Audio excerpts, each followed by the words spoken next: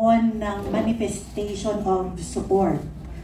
Unang-una, yung Lakas CMD as a political party na sinusuportaan nila si Pangulong BBM despite the, nakastate talaga doon, despite the allegations and revelations of Zaldico. Pangalawa na naglabas na manifestation of support is the League of Cities of the Philippines. That was yesterday. Pangatlong naglabas ng manifestation of support is the League of Municipalities of the Philippines. So, permado ng mga opisyal ng mga liga na ito at yung mga miyembro ng Lakas CMD ang kanilang expression of support. So, gusto nating matanong sa ating mga panelist kung ano ang pananaw ninyo dito sa pagpirma ng mga politiko, especially local chief executives, particularly League of Cities and League of Municipalities of the Philippines na sinisuporta nila ang liderato ni Pangulong Bongbong Marcos. Simula tayo kay Well, ito maliwanag ha. Yun ay hindi lang tacit admission, kundi express admission that this administration is not only in crisis, it is already what? Collapsing. Collapsing na ito kasi dinaanan na natin itong sitwasyon na ito. Alam namin yan ni Secretary Bebot. Yung mga situations na ito, yung mga ganyang mga manifesto galing sa mga political parties, galing sa mga liga. Ako po, dinaanan na rin po natin yung mga sitwasyon na yan. Hindi lamang po nasa crisis ngayon itong administrasyon na ito. Kung baga sa barko, palubog na ito. Tingnan nyo na nga, sabi nga yung executive secretary who's supposed to be the primus inter pares sa lahat ng mga cabinet members, hindi niya alam, tanggal na pala siya. Tapos sasabihin, nag-resign siya for delikadesa. Sabi ni Chief Justice Lucas Bersamin, hindi po ako nag-resign. So, ano yun? Sinungalingan yung sinabi nung, ano pangalan ng BFF mo? Sinabi niya, di ba siya nagsabi na nag-resign yung dalawang members? O fake news talaga yun? Bakit hindi rin kasuhan? Kinasuhan kami ng fake news. Fake news talaga yun, fake news yun. And imagine that, doing that to a former Chief Justice of the Supreme Court, who is the Executive Secretary, the primus inter pares, the closest bosom friend of the President is the Executive Secretary. Tapos, mababalitaan na lamang niya from a friend, sabi ni Chief Justice, who called him that it's time for you to, what? Go. Di ba? Yun ang sitwasyon dyan, kaya marami pa kayo makikita dyan, siguro magpapapirma yan sa mga Business Chamber of Commerce. Yan, pipirma. Siyempre, kailangan namang hindi ka pipirma ng manifesto pipirma yan, mga Chamber of Commerce natin yan. Dinaanan na namin yan ng mga nakaraang mga administrasyon. Sa akin, that's an old playbook. The moment na may manifesto, alam nyo may problema. Yeah, declaration. It's interest yan.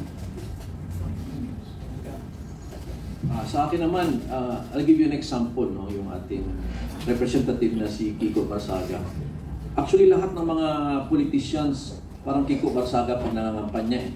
Puproteksyon na namin kayo, uhulihin natin yung mga magnanakaw. Para sa inyo, ako ay para sa inyo. Pero pag nanalo na, hindi lang. Parang lahat ng mga politician parang nagiging puppet na lang. Buti na lang may rep na Kiko Barsaga na continuous pa rin siya. Kung ano yung pinangako niyang nangampanya, ganun siya ngayon. So, but generally, para sa akin, parang wala na akong leader na nakikita talaga na para sa tao. Karamihan ay para na lang sa kanilang sarili o para sa kanilang partido. Remarks mo about sa manifestation of support na nilabas ng mga political parties at saka mga liga.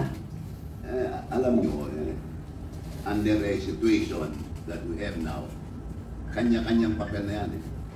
Kanya-kanyang papel na yan. Yung mga iba, kunyari, nagsusupport pa kay BBM para makakuha pa rin ng last minute benefits from the President. Yung mga iba naman, well, kilala naman itong mga kaliwa. I used to be a leader of the kaliwa. I know how they operate. Yung pakikisama nila kay BBM, part of their strategy yan. Part of their strategy yan.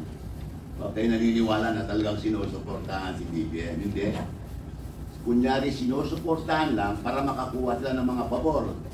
Ngayon na ako nakakita na itong mga party list, kagaya ng Akbayan, Kabataan, Gabriela, tumatanggap na sila.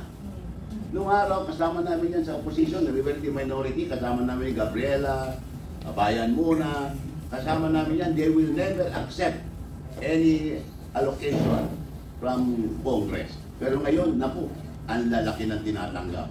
Yung Terry Ridon, he used to be Kabataan representative. Siya Kabataan. Pero na-DA yan, na-DA yan. Hindi ko na lang sasabihin kung bakit na-DA. Kasi kaibigan ko yan. Pero ngayon kung magsalita, kala mo kung sino. Pero na-DA yan, natanggal yan as a congressman representing the party list, the Kabataan party list of the NDF-CPP-NPA. So, ngayon, kung magsalita, para pabor na pabor kay BBM, kontra na kontra kay Vice President Sara. Pero yun, galaw lang nila yan para makakuha ng pabor. Unlike before, na ayaw nilang tumanggap. For favor, ayaw nilang tumanggap. Sinasabi ko pa nga nun, dahil minority kami. They are supposed to be given an allocation. Kami, 70 million per semester yan. Sila, binibigyan sila rin ng 70 million. Ayaw tanggapin, sabi ko. Kung ayaw yung tanggapin, ako na lang tatanggap para sa inyo, pero kayo mamili ng mga projects. Ayaw talaga nila. Pero ngayon, naku, hindi lang tinatanggap, hinihingi na. That's how they operate. Huwag kayong maniwala na they're supporting. Pagdating ng panahon at bumagsak si BBM, sila na naman ang unang babanat against BBM. Ayun lamang po. Ayan, correct. So, meron pang isang question doon sa post natin ngayon. Paano daw natin mapalanaganap yung impormasyon kung paano nakakaapekto ang korupsyon sa transport sector, working class, low, mid-level organizations? Ito, dalawang klase yung corruption na nakita ko. May observation. Corruption of funds before the money goes to the treasury. Yung unang corruption dyan, katulad ng mga tara-tara sa customs, sa BIR, di ba? Walang resibo po yun. Ibig sabihin nun, yung mga importer dyan sa customs ay napipilitan silang maglagay ng maglagay doon sa mga opisyal ng customs dyan, hanggang doon sa security guard meron yan. That's one form of corruption. In the same manner, ganyan din nangyayari sa mga BIR or other agencies like LTO, whatever. Pero itong corruption na ito of funds, babalik sa ekonomiya. Babalik sa ekonomiya yan. In a way, sabi ng aking kaibigan isang ekonomista, this is one way how corruption can help drive the economy.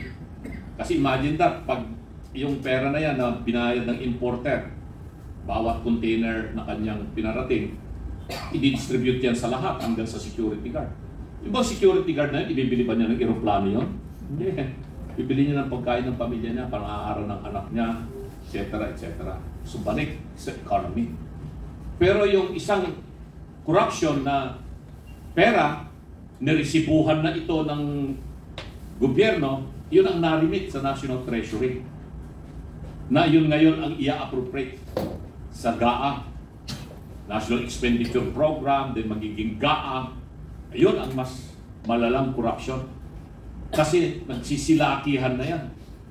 Multi-billion. Hindi na multi-billion, trillion na ngayon. Hindi po yun babalik sa ekonomiya. Dadalhin po yan kung saan nila i-deposito. Pambibili po nila yan ng eroplano, mga sasakyan na mamahalin, all imported goodies na hindi po makakatulong sa ekonomiya ng Pilipinas. Kaya, makakatulong ba yung corruption sa ating bansa? Hindi po. Hindi makakatulong yung corruption. Lalong lulubog po yung ating bansa. Kikita nyo naman yung sinasabi ni Zaldico, kung gaano kalaki yung mga perang kanilang pinagkakihatian at ibinigay daw niya sa mga kinaukulan, mga bossing niya.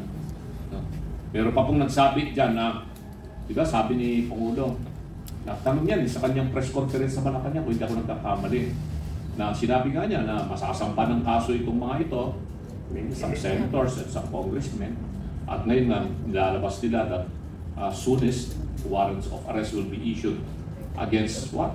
4 or 6 incumbent and former senators. No? Hindi po pinapangalanan kung sino itong mga ito. Para most likely, baka nga mangyayari po yan. Tapos tinanong na paano si Speaker. Sabi niya wala namang ebidensya pa na magtutulong kay Speaker. Hindi direct involvement niya dito sa flood control. Pero may maalala ako ewan ko lang kung mali ako. Di ba si Toby Chanco, Congressman Toby Chanco, sa kanyang mga interview sa media, ko lang maalala kung anong channel or what, Milyonaryo ba o doon kay Karen Davila or what. O even doon sa kanyang pinahayag sa Senado yung kanyang testimony doon. Ano sabi ni Toby Chanco?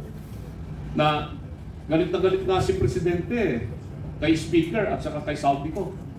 Kasi wala na raw siyang maibigay sa iba na pundo kasi kinukuha niyo lahat.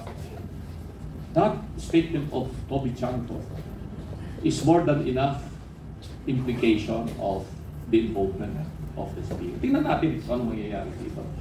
So, yun lang po.